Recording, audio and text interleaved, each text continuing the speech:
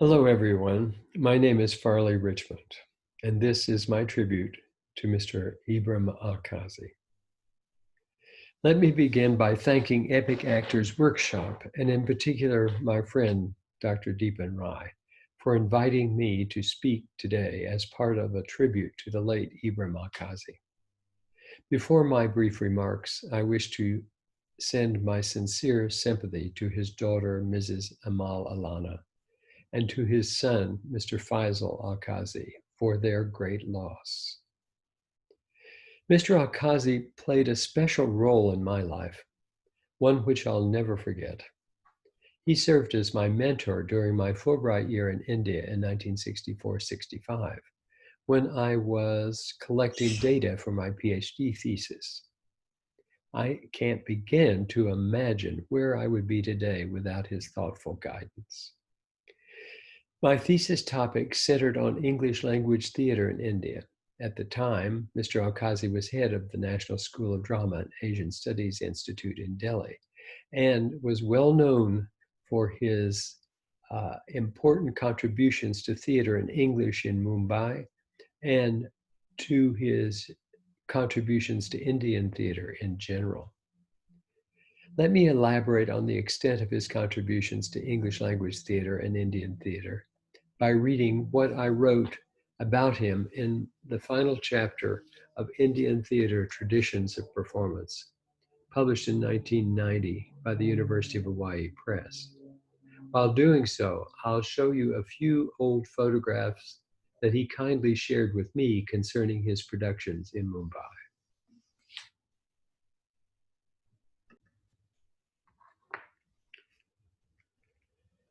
The following thumbnail sketch traces the career of one of India's most prominent directors, Ibram Alkazi. Elk, as he is familiarly known among his friends throughout the country, completed his school and college days in Bombay in the 1930s and 1940s. He sought a career in painting after graduation from college and spent time in London pursuing that goal. Frustrated by the teaching methods of the Royal Academy of Art, he shifted to theater, another of his interests, and studied for some time at the Royal Academy of Dramatic Arts. Returning to Bombay in 1951, along with several other organization members of the theater group, one of the city's oldest and best-known English language theater organizations, he began to produce plays. Eventually, after serving his time with theater group, he formed the theater unit. The objective of the theater unit was to produce Western classics in a charming rooftop arena theater, which I'm going to show you here.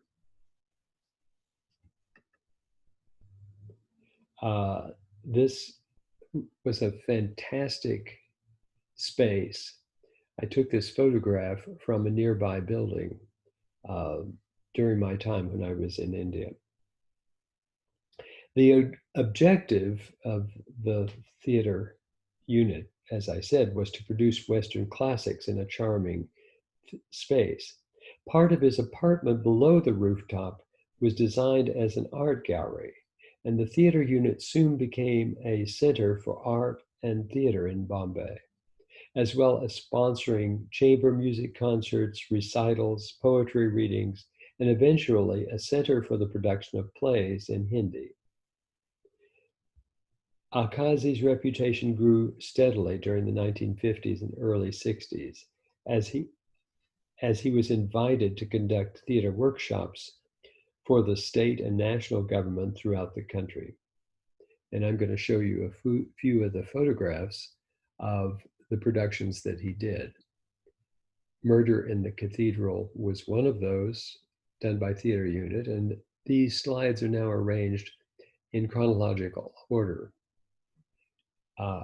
And the use of masks was unusual at that time in Bombay.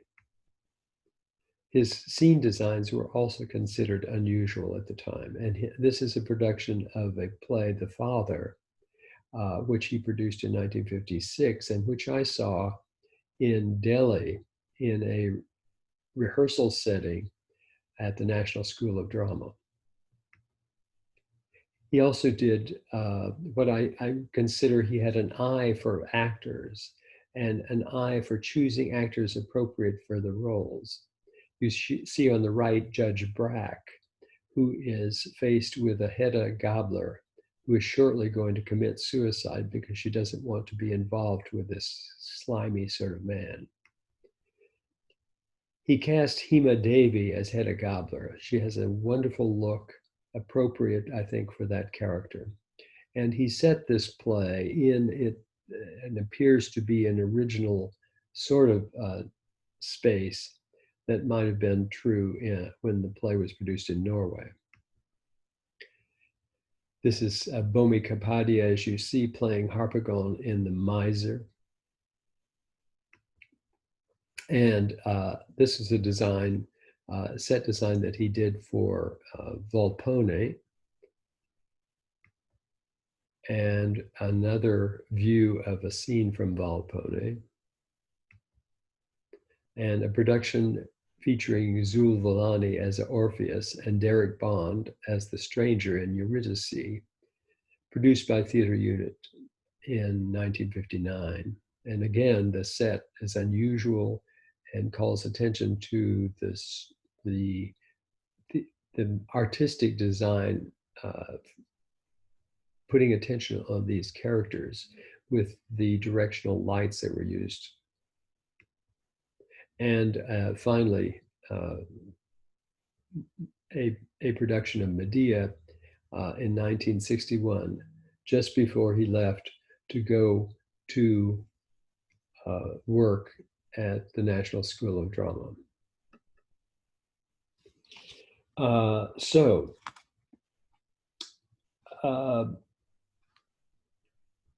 When the post of director of the National School of Drama became available in New Delhi, and he was offered the position, through many years of continual labor, he brought leading theater personalities from India and abroad to New Delhi to teach, direct, and lecture.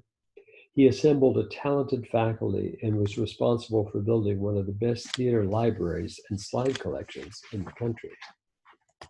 Although the National School emphasized both English and Hindi as the medium of instruction, all the major productions at the time continued to be done in Hindi. And so most of alkazi's productions were done in Hindi as well. Since he assumed the directorship, he spent many years producing handsome production, critically acclaimed, one of which was done of a play by Girish Karnad, Tughlaq, mounted on the ruins of a medieval Muslim fortification in New Delhi. During the political turmoil in New Delhi in the late 1970s, Alkazi resigned his post as director of the National School of Drama to take up the management of the well-known art gallery and to resume his interest in his old love, art. Few Indian directors have had the luxury of handsomely funding productions. The resources of the National School of Drama and the influence that such position brings on forming future generations of top-notch talent.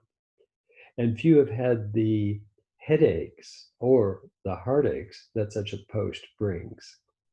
Although Alkazi's career is unique, it does illustrate the potential that is available in Indian direction in directors once they're given positions of responsibility and authority in the modern Indian theater.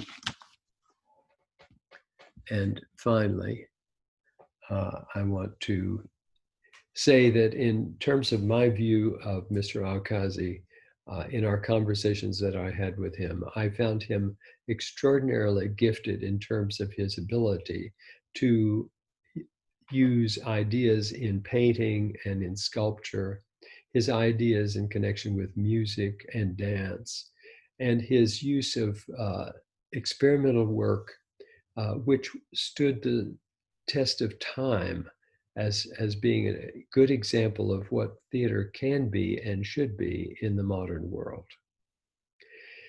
And so I wish you all farewell and thank you so much for having me speak about Mr. Alkazi. a person who I admired and who I continue to think of as one of the top-notch talents that India has produced in the modern time.